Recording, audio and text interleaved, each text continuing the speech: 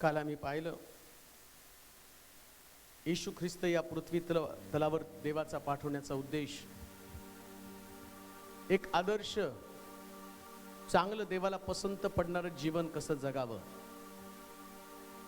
वेगवेगळ्या संदेश त्याने या पृथ्वी तलावरती पाठवलं. त्याला पसंत असणारे लोक आणि खरंच या पृथ्वी तलावर असताना ते त्यांच्या परीनं चांगलं जीवन जगले, परंतु ते 100% संपूर्ण चांगलं जीवन जगले असं म्हणता येणार नाही. कुठं ना कुठं तरी त्यांच्यामध्ये कमतरता होती.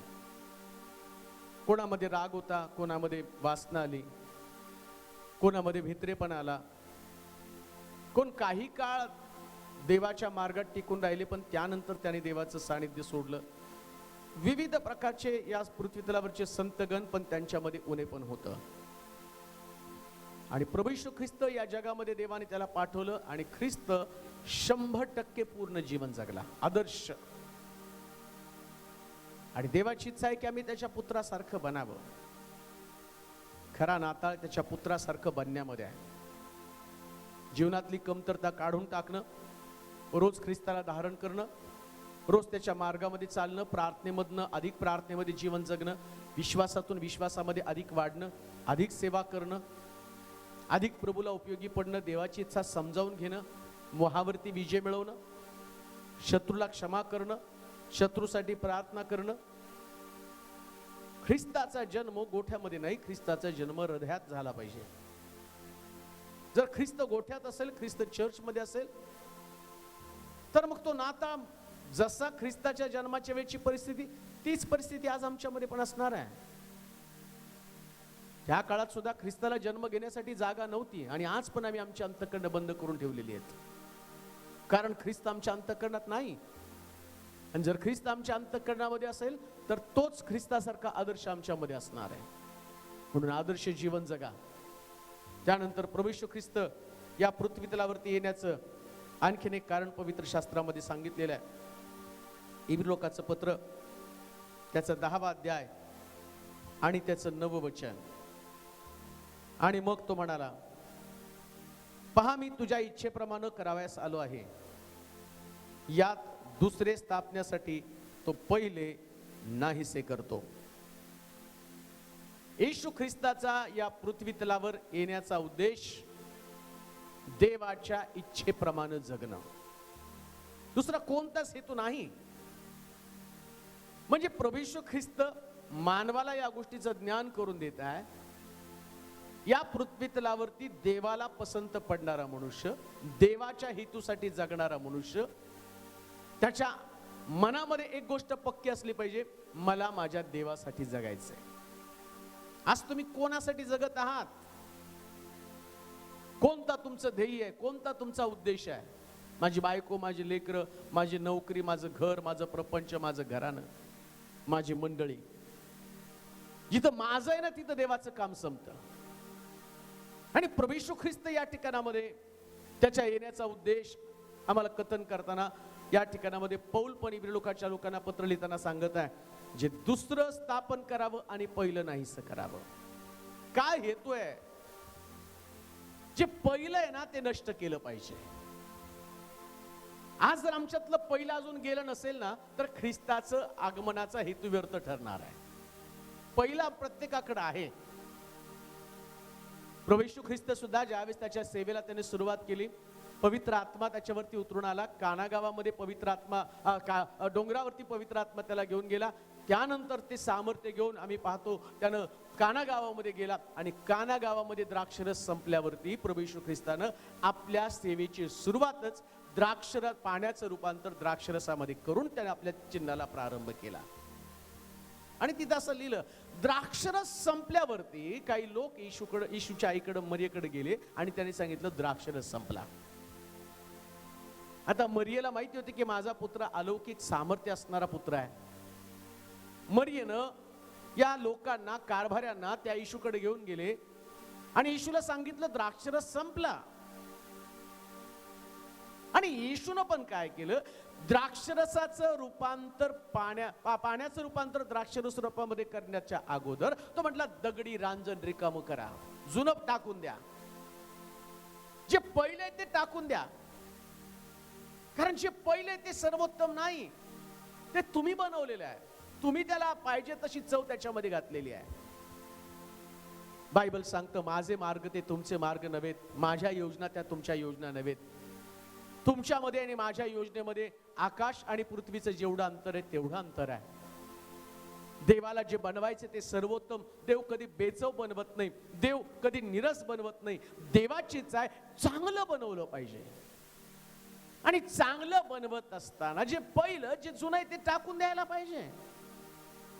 शास्त्र सांगतं, त्यानं रांजण रिकामी करायला सांगितले, जुना द्राक्षरस काढायला सांगितलेला आहे.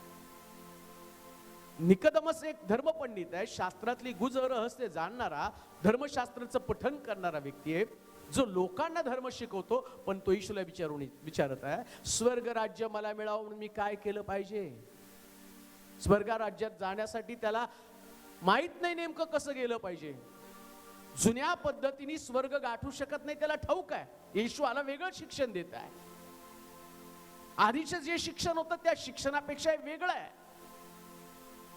आधी नुसतं कर्मकांडाला महत्व दिलं जात होतं, परिवर्तनाला नाही.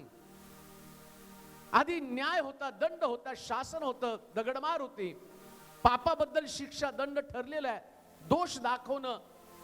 आज मात्र प्रभू येशू ख्रिस्त जे बोलत आहे, यातनं त्या व्यक्तीला कळालं, माझी कर्मकांड मला स्वर्गात नेणार नाही. माझं बायबल वाचन, माझं शास्त्र वाचन, माझं धर्मकृत्य हे मला स्वर्ग राज्य नेणार नाही. आता खरंच स्वर्गातनं आलेल्या व्यक्तीला मला विचारलं पाहिजे, स्वर्ग राज्यात जाण्यासाठी मला काय केलं पाहिजे? मग येशू म्हटला, नव्यानं जन्मल्यापासून कोणी देवाचं राज्य पाहू शकत नाही. इथंच येशू ख्रिस्ताच्या आगमनाची खरी मेघ समजती प्रिया. जे जुनं आहे ना ते टाकून द्या. कालपर्यंत तुम्ही जुन्या पद्धतीनं, जुन्या विचारानं तुम्हाला असं वाटलं, मी जी धार्मिकता आणली, जी आमच्या वाडवडिलांनी शिकवली ना, तीच धार्मिकता. काय शिकवली वाडवडिलांनी धार्मिकता? फक्त दर रविवारी चर्चला जाणं. मग आम्ही पाहतो कित्येक लोक दारू पिऊन पण चर्चला जातात. बरं, चर्च मधून आल्यावर दारू पितात, तंबाखू खातात, शिवीगाळ करतात, भांडणं करतात, मारामाऱ्या करतात. चर्च मध्ये पण भांडणं मारामाऱ्यात. मग कुठे दिसतंय तुम्हाला ख्रिस्त? दुःखाची गोष्ट आहे. टीका करायचं पण मी बोलत नाही, मला नाताळाचा अर्थ तुम्हाला समजावून सांगायचं.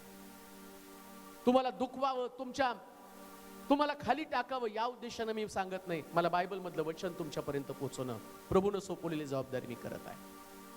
जे जुनं आहे त्याच्यामध्ये बदल व्हायला पाहिजे. जुनं पाडावं, नवीन बांधावं, सगळं काही नवीन करावं.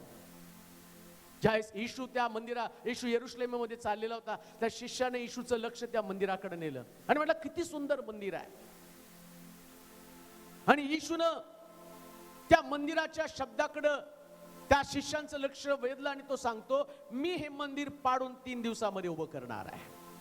आता शलमोनाच्या मंदिराविषयी ते बोलत आहे आणि येशू शरीरातल्या मंदिराविषयी बोलत आहे. त्यांना मोठा प्रश्न पडला, हे मंदिर 3 दिवसात कसं बांधणार? कारण शलमोनानं बांधलेलं मंदिर बांधण्यासाठी वर्षानुवर्ष गेलेली आहे. पण येशू म्हणतो, मी 3 दिवसामध्ये बांधणार आहे. म्हणजे तो दगडांनी बांधलेल्या मंदिराविषयी बोलत नाही. त्याला माहिती आहे या मंदिरामध्ये एकेकाळी करूब होतं, परंतु लोक मंदिराच्या वैभवाकडे त्यांनी पाहिलं, करूबाकडे दुर्लक्ष केलं. आज पण तेच आहे. मंदिरात पवित्र आत्मा आहे का नाही? करूब म्हणजे पवित्र आत्मा, पण वास्तूला महत्व दिलं जात आहे. त्यांना असं वाटतं की मंदिरामध्ये आमचं वर्षानुवर्षाचं मंदिर आहे. मंदिर किती वर्षाचं आहे याच्यापेक्षा मंदिरात पवित्र आत्मा आहे का? पाण्यानं आणि आत्म्यानं जन्मल्यापासून कोणी देवाच्या राज्यात प्रवेश करू शकत नाही. जर मंदिरात पवित्र आत्मा नाही तर ते मंदिर तुम्हाला स्वर्गात काय घेऊन जाणार आहे? मग बायबल सांगतं, त्यानं ते मंदिर म्हटलं, या मंदिराची चिऱ्यावर चिरा राहणार नाही. दगड विटांच्या मंदिरामध्ये प्रभू इंटरेस्टेड नाही. त्याला तुमचं आणि माझं शरीर जे आहे याला पाडून परत एकदा बांधायचं प्रियानो. 3 दिवसामध्ये पाडून तो बांधेल.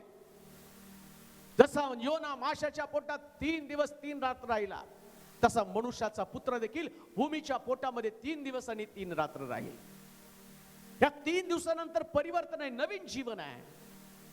योना देखील त्या माशाच्या पोटामध्ये राहिल्यावर त्याच्या स्वभावामध्ये बदल झालेला आहे. योनाला कळालं, मी देवाच्या हेतूपासून कधी पळू शकत नाही. जिथं देव सांगतो मला तिथं जायला पाहिजे. योनाला कळालं, माझं जीवन माझं नाही, देवाचं जीवन आहे. माशाच्या पोटात राहून तो शिकला, येशू ख्रिस्त पण सांगतो, मनुष्याचा पुत्र 3 दिवस आणि 3 रात्र या भूमीच्या पोटामध्ये राहील, मग तो पुनरुत्थित होईल. आणि आज तो ख्रिस्त आम्हाला तेच सांगत आहे, जुनं आहे ते पाडून टाकलं पाहिजे. जुना द्राक्षरस त्याच्यातलं ते आम्हाला काढून टाकला पाहिजे. जुनी धार्मिकता, उपासाची धार्मिकता असेल, दान धर्माची धार्मिकता असेल, बायबल सांगतं तो आपलं शरीर जिवंतपणे जाळण्यासाठी दिलं. तुझ्या ठाई प्रीती नसली तर तू खणखणणारी थाळी, झणझणणारी झांज अशा स्वरूपाचा आहे. कदाचित आम्ही ती धार्मिकतेवरती जीवन जगत असू, मी एवढं दान धर्म केलेला आहे. दान धर्मावरती कोणी स्वर्ग राज्य गाठू शकत नाही. कोणी संदेशावरती स्वर्ग राज्य गाठू शकत नाही. मी तुझ्या नावाने संदेश दिला, रोगी बरे केले, भूत काढली, तरी मी तुला ओळखत नाही. का? जुनं ते तू पाडलेलं नाहीस. जुन्या कापडाला कोणी नवीन ठिगळ लावत नाही. लावलं तर कदाचित दोन्ही पण फाटून जातील. देव आम्हाला नवीन करण्यासंबंधाने बोलत आहे. आणि येशू ख्रिस्त या पृथ्वी तलावरती त्याचा येण्याचा उद्देशच होता, जुनं ते पाडलं जावं, जुनं ते पुसावं आणि नवीन स्थान निर्माण करावं. म्हणून त्यानं काना गावातला तो त्या गावामध्ये असणाऱ्या त्या रांजणातला जुना द्राक्षरस काढला. आणि जुना द्राक्षरस काढल्यावरती नवीन त्याच्यात त्यांनी पाणी ओतायला सांगितलं. आणि पाणी ओतल्यावर येशूने त्या पाण्याचा नवा द्राक्षरस केला. प्रियानो, काढून टाकूया जुनं जीवन, जे जुनं पण आमच्यामध्ये आहे, जुना जो आमचा स्वभाव आहे. प्रार्थना पण आम्ही करतो, पण तरी सुद्धा आमच्यात कडू पण आहे. चर्च मध्ये आमचं जाणं पण आमच्या अंतःकरणात ते कडू पण आहे. जे ख्रिस्ताला पसंत नाही, जे देवाला पसंत नाही, जे आमचं जुनं जीवन आहे ते प्रभूला पसंत नाही. प्रियांनो, जुनं निघून गेलंच पाहिजे. जुनं गेल्याशिवाय नवीन द्राक्षरस येऊ शकत नाही, ज्याच्यामध्ये चव आहे, ज्याच्यामध्ये बदल आहे, ज्याच्यामध्ये परिवर्तन आहे, जे हवंसं वाटणार आहे, ज्याच्यानं देवाचं गौरव वाढणार आहे. येशू ख्रिस्तानं दिलेला नवा द्राक्षरस ज्यास लोक प्याले ना, भोजन कारभाऱ्याकडे सुद्धा नेल्यावर, आणि तिथं असं म्हटलं, भोजन कारभाऱ्याने लोकांना वाढलं. त्यास लोक म्हटले की सगळेजण येथेच प्याले, आणि लोक म्हटले याच्या अगोदरपेक्षा हा नवीन द्राक्षरस चवदार आहे. जी तुम्ही धार्मिकता जगत आहात ना, त्याच्यापेक्षा वेगळी धार्मिकता आहे, त्याच्यापेक्षा वेगळं जीवन आहे. तसं निकोदेमसला तो सांगत आहे वेगळं आहे, तू म्हणतो तसं नाही.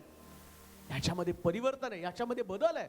निकोदेमसा, एक परिवर्तित जीवनाचा आनंद घेण्यासाठी जे तुझं जुन्या संकल्पना आहेत त्या तुला काढल्या पाहिजे. चवदार द्राक्षरस बना. पूर्वीचं जीवन आता परत तुमच्यामध्ये दिसता कामा नये. पूर्वी तुम्हाला लोक प्रार्थनेला घेतल्यावर कदाचित तुमच्याकडनं आक्षेप घेत असतील, हे प्रार्थना पण करतात, टोमणे पण मारतात, हे प्रार्थना पण करतात, कडू शब्द पण बोलतात. नाही हो, देवाच्या लोकांचं बोलणं मधाच्या रुचीसारखं असलं पाहिजे. बायबल सांगतं, भाषण ऐकणाऱ्यानं, संदेश ऐकणाऱ्यानं चातकाप्रमाणे शब्दाची वाट पाहावी, अशा प्रकारचे शब्द देव तुमच्या मुखातनं घालणार आहेत. ते शब्द तुमच्या मुखातनं आले पाहिजे. आता हे कडू बोलणारे शब्द, दुखावणारे शब्द, निंद्यवाचक शब्द आणि असले शब्द आमच्या मुखातनं जाणं गरजेचं आहे. जुनं निघून जाऊ द्या. जुनं पाडून परत एकदा नवीन आणि जे दुसरं आहे ते नष्ट करून पहिलं घालून त्याच्यामध्ये दुसरं आणि सर्वोत्तम ठिकाण तुमच्यामध्ये निर्माण करावं, अशी देवाची इच्छा आहे. इश्माईल जोपर्यंत इश्माईलाला घालवत नाही तोपर्यंत इसाकाचा आशीर्वाद मिळू शकत नाही. प्रिया, इश्माईल देवाची इच्छा नाहीये. अब्रामाला जोपर्यंत देवापासून स्वर्गातला आशीर्वाद मिळवायचा आहे, तर तो अब्रामाला सांगतो, सारा जे सांगते ते तू कर. साराची इच्छा नाही की इश्माईल घरामध्ये राहावा, कारण इश्माईल दैहिकता आहे आणि इसाक म्हणजे आत्मिक जीवन आहे, आत्मिकता आहे.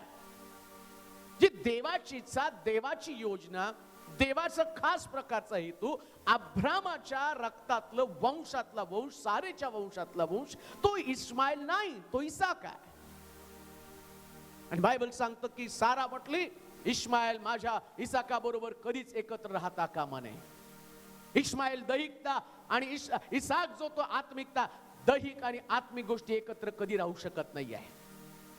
आत्म्याचं फळ आणि आत्म्याचं, बायबल सांगतं देहाचं चिंतन, देहाची फळं, देहाची कर्मकांड, जो कोणी आत्म्याच्या प्रेरणेने चालतो तो देहवासना पूर्ण करणारच नाहीये. आणि गलती करायच्या पत्राच्या 5व्या अध्यायामध्ये जर आम्ही बघितलं तिथं देह आणि आत्मा या दोघांची वेगवेगळी कार्य सांगितलेली. देहाची कार्य आत्म्याच्या कार्याला हानिकारक ठरवतात. ती देहाची कर्म तर उघड आहे. जार कर्म, अशुद्धपणा, कामातुरपणा, मूर्तीपूजा, हेवा, दारूबाजी, रंगेलपणा, छेटके, वैर, कलह, फुटी, पक्षभेद, इतर असंख्य गोष्टींचं वर्णन केलेलं आहे. अजून पण आमच्यामध्ये फुटी आहेत. अजून पण आम्ही या पक्षाचे, आम्ही एका विशिष्ट पंथाला, विशिष्ट वर्गाला चिटकणारे लोक आहोत. चर्चमध्ये गेल्यावर पण आमच्या पार्ट्या असतात. कुटुंबामध्ये पण आमच्यामध्ये वेगवेगळे मतप्रवाह असतात. परिवारामध्ये, आमच्या घराण्यामध्ये आम्ही विशिष्ट व्यक्तीच्या पाठीमागे जाणारे लोक आहोत. मग आमच्यामध्ये आत्म्याचं कार्य कसं होऊ शकेल? माझ्या चर्चमध्ये जर वेगवेगळ्या प्रकारचे गट असतील, माझ्या मंडळीत कसं कार्य होऊ शकेल? कशा पद्धतीने माझी चर्च वाढू शकेल? बायबल तर सांगतं बंधूंचं ऐक्यानं एकत्र येणे किती चांगलं आहे. ते अरुणाच्या मस्तकावर ओतलेल्या बहुमोल तेलासारखं आहे. पण आज जर तुम्ही चर्चची अवस्था बघितली तर त्याच्यामध्ये फुटी दिसत आहेत. राग आहे, द्वेष आहे, मत्सर आहे, दारूबाजी आहे, छेटके, मूर्तीपूजा. कुठल्याच प्रकारची मूर्ती मंदिरामध्ये असता कामा नये. कुठल्या प्रकारच्या मूर्तीची स्थापना चर्चमध्ये ग्राह्य नाही, पसंत नाही. देव मूर्तीमध्ये राहत नाही, देव राहतो हृदयामध्ये. प्रियात्मा, कोणी त्याला एखाद्या विशिष्ट साच्यामध्ये बंद करू शकत नाही. देवाला कोणी घडवू शकत नाही. देवानं आम्हाला घडवलेलं आहे. आणि आज आमच्याकडे ते असेल तर तो म्हणतो हेला पाडून परत एकदा नवीन करायचंय. आमच्या घरामध्ये ते नको आहे. आपल्यासाठी कोरी मूर्ती करू नको. वर आकाशात, खाली पृथ्वीवर आणि पृथ्वी खालच्या जलातील कशाची सुद्धा प्रतिमा करू नकोस. पाडून टाका जुनं. अजूनही आमच्या घरामध्ये फोटो आहे. कोण सांगितलं तुम्हाला तो देवाचा फोटो आहे? तुम्ही पाहिलं येशूला? कसं तुम्हाला माहिती तो येशू आहे? मग का तुम्ही त्या येशूची प्रतिमा तुमच्या घरामध्ये ठेवतात? अनुवादाच्या पुस्तकामध्ये म्हटलं, मी तुम्हाला कधी दर्शन दिलं नाही, मला कोणी पाहिलं नाही, तुम्ही मला कधीच माझी प्रतिमा करू नका. मी आणि कुठल्या प्राण्यामध्ये तुम्हाला सापडणार नाहीये. जुनं ते पाडलं पाहिजे. दैहिकता, आत्मिकता एकत्र राहू शकत नाही. देहाचं चिंतन मरण आहे. एकीकडे अन्य भाषा असेल, दुसरीकडे वादविवाद असता कामा नये. एकीकडे संदेश असेल, दुसरीकडे वादविवाद असता कामा नये. एकीकडे भविष्यवाणी असेल आणि दुसरीकडे आम्ही पाहतो द्वेष, मत्सर असता कामा नये. देहाची कर्म मारलीच पाहिजे. इस्माईल गेलाच पाहिजे. जर इस्माईल गेला नाही तर इसाक आशीर्वादित होऊ शकत नाही. इस्माईल गेल्यावर, इस्माईलला घराबाहेर काढल्यावर इस्माईल पण आशीर्वादित झाला आणि इसाक पण आशीर्वादित झालेला आहे. म्हणून अब्रामाला देवाने सांगितलं, सारा सांगती तसं कर. तुझ्या मनानं तू काही कारभार करू नकोस. सारा आपली चूक दुरुस्त करत आहे. सारा मंडळी आहे, मंडळीनं आपली चूक दुरुस्त केली पाहिजे. मंडळीमध्ये इस्माईलला त्याला बाहेर काढलंच पाहिजे. दैहिकता निघून गेलीच पाहिजे. मंडळी देवाच्या वचनावर चालावी. ते एकमेकाच्या मतांवर कधी चालता कामा नये. देवाचं मत ध्यानात घ्या, देवाची इच्छा ध्यानात घ्या. देवाच्या इच्छेप्रमाणे चाला. परमेश्वराची इच्छा समजावून घेण्यासाठी ती नम्रता, ती लीनता आमच्यामध्ये आली पाहिजे. म्हणून इस्माईल गेल्यावर इसाक आशीर्वादित झालेला आहे.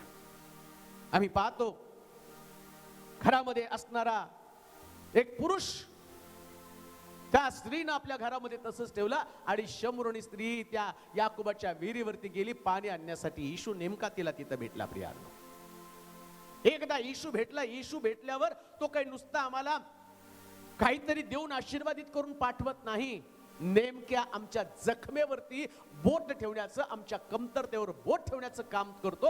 म्हणून तिथं असं लिहिलं, येशूला भूक लागली आणि येशूचे शिष्य भाकरी आणण्यासाठी गावामध्ये गेले आणि येशू त्या विहिरीवरती गेला.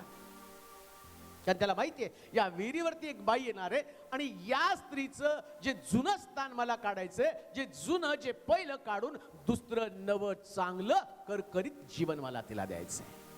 आणि घडलंय तसंच. प्रभू येशू ख्रिस्त त्या विहिरीवर गेला आणि त्या बाईला म्हटला, शमरोनी स्त्रीला, बाई मला पाणी दे. त्या स्त्रीनं धार्मिकतेच्या गोष्टी करायला सुरुवात केली. तिला तिच्यातलं पाप तिनं पाहिलं. मसीहा यहुदी मनुष्य, या यहुदी माणसाबरोबर मी धार्मिक गोष्टी बोलाव्यात. ती म्हटली, तुम्ही यहुदी, मी शमरोनी, आणि तुम्ही माझ्यातून पाहावं, पाणी प्यावं, अशा प्रकारची माझी योग्यता नाही. तुमचे लोक त्या डोंगरावरती उपासनेसाठी जातात. सगळ्या धार्मिक गोष्टी, आज लोक धार्मिक गोष्टीबद्दल बोलतात पण पापाबद्दल बोलत नाही. आणि येशू नेमको तिच्याबरोबर बोलायला लागला, तू जर मला पाणी मागितलं असतं ना, मी तुला असं पाणी दिलं असतं की तुला परत कधी तहान लागली नसती. आणि मग तो तिच्या पतीविषयी बोलू लागला, जा तुझ्या नवऱ्याला घेऊन ये. महाराज मला नवरा नाही. ठीक बोललीस. आतापर्यंत 5 पती तुझ्या घरामध्ये येऊन गेलेले दुसऱ्याचे, हा 6वा पण आहे ना, तोही तुझा नाहीये. ज्यावेळेस त्या पापाबद्दल बोलायला लागल्याबरोबर त्याला तुला घराबाहेर काढल्याशिवाय जो खरा तुझा पती 7वा पुरुष प्रभू येशू ख्रिस्त, बायबल सांगतो तो आमचा वल्लभ, तो आमचा वर आहे आणि तो खरा आधार आहे. पती म्हणजे आधार आहे. पती म्हणजे शेवटपर्यंत साथ देणारा व्यक्ती आहे. पती म्हणजे एक सुखाच्या सोबतीची अपेक्षा करणारा व्यक्ती किंवा सुखामध्ये चालवणारा व्यक्ती आहे. आणि आज आम्ही पाहतो तोच आमचा खरा पती प्रभू येशू ख्रिस्त. या पती संबंधाने बोलत असताना पवित्र शास्त्र सांगतं, ती स्त्री त्याच ठिकाणात घागर टाकली तिच्या पतीकडे, त्या पुरुषाकडे, ज्या पुरुषानं तिला नादी लावलं होतं त्या पापाकडे ती गेली नाही. तिला ठाऊक होतं जुनं गेलंच पाहिजे. जुनं जोपर्यंत जात नाही तोपर्यंत नवा ख्रिस्त आमच्यासाठी येऊ शकत नाही, नवीन आमच्याकडे काही येऊ शकत नाही. प्रियानं, आज देवाची इच्छा आहे की आम्ही सगळं काही आणि जुनं टाकून द्यावं. जुनं व्यभिचार असेल, जुन्या सवयी असतील, जुन्या चालीरीती असतील, जुने रूढी परंपरा असतील, जुन्या गोष्टी आमच्या मनामध्ये कधी येता कामा नये. विसरून जा सगळं जुन्या गोष्टी, विसरून जा जुनं पाप ज्याच्याला तुम्ही बांधले गेलेले आहात, ज्याची तुम्ही गुलामगिरी पत्करलेली आहे, ज्याला तुमच्या घरामध्ये तुम्ही लपवून ठेवलेलं आहे, ज्याला तुम्ही आत्मसन्मानानं जगत आहात, ज्याला जे असल्याशिवाय तुम्हाला करमत नाही, जे तुमचं करमणुकीचं साधन बनलेलं आहे, ज्याच्यानं तुमच्या मनाला बरं वाटतं, ज्याच्यानं तुमचं जीवन आनंदी बनतं, असल्या जुन्या गोष्टी नको. जुनं काढून टाकावं, नवीन बनावं. प्रियानो, शास्त्र सांगतं त्या स्त्रीनं त्या पुरुषाकडे परत गेली नाही. आता ती नवीन बनली होती. आता तिच्या घरामध्ये तो पुरुष नव्हता, आता ती परिवर्तित झालेली होती. आता तिच्याकडे घागर नव्हती, आता तिच्याकडे शास्त्र होतं. आता पुन्हा तिच्याकडे जुन्या गोष्टी नव्हत्या, आता तिच्याकडे नवीन गोष्टी आल्या होत्या. आता तिच्याकडे ख्रिस्त होता, ख्रिस्ताचं शुभवर्तमान होतं. ती पुन्हा एकदा आम्ही तिथले शमरोनामध्ये ती गेली आणि सारा शमरोन येशूला भेटण्यासाठी आला. कालपर्यंत जिच्याकडे व्यभिचाराच्या दृष्टिकोनानं पाहिलं जात होतं, परंतु आज त्या स्त्रीकडे एका मोठ्या संदेशाच्या अपेक्षेनं, सुवार्तेच्या अपेक्षेनं पाहायला गेलं. त्या स्त्रीकडे लोक अपेक्षा करत होते. आता तिच्याकडे दैहिकता नव्हती, आता ती आत्मिक गोष्टी बोलणारी होती. जुनी दैहिकता तोडून टाका, जुना दैहिक जीवन काढून टाका. नाताळ म्हणजे आत्मिक जीवनाची बांधणी, नाताळ म्हणजे दैहिकतेचा नाकार करणं, नाताळ म्हणजे जुनं काढून टाकणं, नाताळ म्हणजे ख्रिस्तासाठी समर्पण, नाताळ म्हणजे ख्रिस्तासाठी एक विशेष प्रकारची योजना तयार करणं, नाताळ म्हणजे नवं स्वीकारणं. बायबल सांगतं त्या स्त्रीनं जुनं टाकून दिलं आणि तिने पुन्हा एकदा नवीन गोष्टी करायला सुरुवात केली. प्रभू येशू ख्रिस्त जक्कयाच्या घरामध्ये गेला. आज या घराण्याला तारण प्राप्त झालं. तारण प्राप्ती होण्याच्या अगोदर जक्कय म्हणतो, मी कुणाचं कुभांडानं घेतलं असेल चौपट परत करून टाकतो, अर्धद्रव्य गरीबाला देऊन टाकतो. त्याला ठाऊक आहे हे अर्धद्रव्य जे मी लोकांकडनं लुबाडून घेतलेलं आहे, कुभांडानं घेतलेले, हे मला परत करायला पाहिजे. कारण ख्रिस्त मला मिळवायचं, तारण मला मिळवायचं आहे. आणि जर या गोष्टी असेल तर ख्रिस्त माझ्याकडे नसणार आहे. या गोष्टी असतील तर ख्रिस्ताला मी गमावणार आहे. नवीन पाहिजे तर जुनं सोडलं पाहिजेच. नवीन आशीर्वाद पाहिजे तर जुन्या गोष्टींचा त्याग केला पाहिजेच. जक्कय नव्या गोष्टीसाठी या त्याच्या मिळकतीची आशा सोडायला तयार आहे, नव्या गोष्टीसाठी जुन्या गोष्टी सोडायला तयार आहे. आम्ही जुन्या गोष्टी का धरून बसलेलो आहोत? का आम्ही त्याच गोष्टीला महत्व जीवनामध्ये देत आहोत? का अजूनही आमच्यामध्ये परिवर्तन नाही? का आमच्या स्वभावामध्ये बदल नाही? का आमच्या विचारांमध्ये बदल नाही? प्रियानो, कोणाचं कुभांडानं घेतलं असेल चौपट परत करतो, अर्धद्रव्य गरीबाला देऊन टाकतो, हे जे म्हणणार अंतःकरण ते अंतःकरण असलं पाहिजे. प्रियानो, परत एकदा आम्ही आमच्या बापाकडे जावं, परत एकदा जीवनाची बांधणी करावी. उधळा पुत्र सुद्धा आपल्या बापा संबंधाने म्हणतो, मी या ठिकाणामध्ये डुकराच्या शेंगा खाते, माझ्या बापाचं घर मी सोडलं, सगळं काही संपत्ती मी उधळली, माझ्या बापाच्या घरामध्ये भाकरीची रेलचेल आहे. बापाच्या घरातल्या भाकरीची रेलचेल सोडून आम्ही अजूनही त्याच ठिकाणामध्ये, त्याच अनुभवामध्ये का राहत आहोत? त्यानं डुकर त्याच ठिकाणामध्ये सोडली. प्रियानो, जुनं स्थान सोडलं, जिथं तिला बरं वाटत होतं, जिथं त्याचं पालन पोषण होत होतं, जिथं त्याला रोजची भाकर मिळत होती, रोज त्याच्या गरजा पूर्ण होत होत्या. काही ठिकाणामध्ये तुमच्या गरजा पूर्ण होण्याची शक्यता आहे. काही ठिकाणात तुम्हाला बसलेलं तुम्हाला बरं वाटतं, काही विचार तुम्हाला बरे वाटतात, त्या विचारांमध्ये तुम्ही तुमचं जीवन घोळत असता. तुम्हाला बदला घेतलेला बरं वाटतं, तुम्हाला कुणाचं तरी परतफेड केलेली बरी वाटते, कुणाला तर लुबाडलेलं बरं वाटतं, कुणाचा तरी अपमान केलेला बरं वाटतं. काही आमच्या स्वभावाला आम्ही सांभाळण्याचं आम्हाला बरं वाटतं. आमच्यातला स्वार्थी स्वभाव, स्वतःपुरतं जगणं. काही लोक बोलताना सुद्धा म्हणतात मी माझ्यासाठी जगतो, हे माझं प्रामाणिक मत आहे. टाकून टाकते प्रामाणिक मत. ख्रिस्तासाठी जगा, देवासाठी जगा, देवाच्या राज्यासाठी जगा. जिथं तुम्ही आहात ते ठिकाण तुम्हाला सोडलं पाहिजे. उधळ्या पुत्रानं आपलं ठिकाण सोडलं, तो आपल्या बापाच्या घरी गेला आणि त्याचा बाप त्याची दारामध्ये वाट बघत होता असं लिहिलेलं आहे. तुमचा बाप सुद्धा वर्षानुवर्ष तुमची दारामध्ये वाट पाहत आहे. त्याला वाटतं एक तरी नाताळ असा येईल, माझा मुलगा हरवलेला परत माघारी येईल. कधी काळी नाताळ साजरा करताना न जाणो कधी तुमच्या मित्रांबरोबर तुम्ही दारूचा पहिला घोट घेतला असेल, न जाणो नाताळ साजरा करताना तुम्ही एखादी सिगारेट त्याच्या बरोबर ओढली असेल आणि तिथून तुमच्या व्यसनाला सुरुवात झाली असेल. तो पहिला पाहिला, तो सिगरेटचा पहिला झुरका, न जाणो कदाचित व्यभिचार पहिल्यांदा त्या ठिकाणामध्ये तुम्ही केला असेल. परंतु ते ठिकाण आता तुम्हाला सोडण्याचा समय आलेला आहे. जुनं पाडल्याशिवाय नवीन काही घडणार नाही. मला माहिती की कोणती गोष्ट करत असताना, व्यसन करत असताना, व्यभिचार करत असताना अंतःकरणाची शांती पण तुटली जाणार आहे.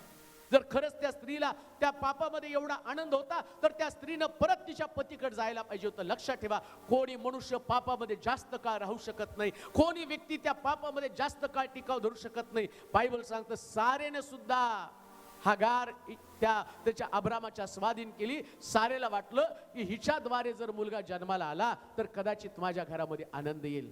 पण तोच इश्माईल तिच्या दुःखाचं कारण बनलेला आहे. आमचं जुनं पण अशाच स्वरूपामध्ये आमच्या दुःखाचं कारण बनतं. प्रियानो, यातून आम्हाला बाहेर पडावं. उधळ्या पुत्र बाहेर पडला, त्याच्या बापाच्या घरी गेला, बापाने त्याला मिठी मारली. तो म्हटला माझा मुलगा परत आला, याच्यासाठी पुष्ट पशु कापरा.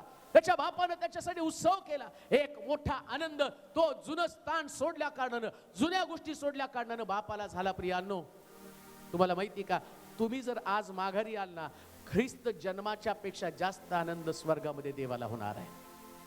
तुम्ही जेवढा आनंद करता ना तेवढा एक आत्मा, बायबल मध्ये सांगते, एक आत्मा देवाच्या राज्यामध्ये आल्यावर लाखो देवदूत स्वर्गामध्ये आनंद करतात.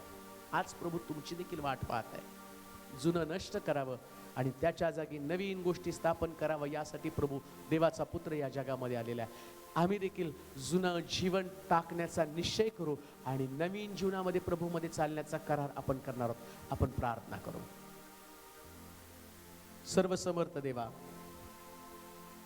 स्वर्गामध्ये आपल्या सिंहासनावर विराजमान असणाऱ्या आमच्या देवा, तुझ्या पवित्र गौरी नावाची स्तुती करतो. सर्व सन्मान, सर्व आदर, सर्व महिमा तुझ्या नामाला देतो. किती सुंदर तुझं वचन आहे. तुझ्या वचनामध्ये जीवन देण्याची ताकद आहे. तुझं वचन आमचं हृदय परिवर्तन करतं. तुझं वचन आमचं जीवन परिवर्तन करतं. खरंच प्रभू, आम्ही आज स्वतःला अतिशय तुच्छतेने स्वतःकडे पाहतो, कारण आम्ही आजपर्यंत इश्माईलच बाळगून आलो होतो, इश्माईलाला जवळ ठेवलं. परंतु आज आम्हाला आमचं जुनं स्थान सोडायचंय, कारण नवीन जागी तू आमची बांधणी करणार आहेस. जुन्या गोष्टींमधनं एक एक व्यक्ती जो वचन ऐकत आहे त्याला त्यातून बाहेर काढ, त्याचं परिवर्तन कर. खरा नाताळ परिवर्तनामध्ये लटलेला आहे. दैहिकतेमधनं एकेकाला बाहेर काढ.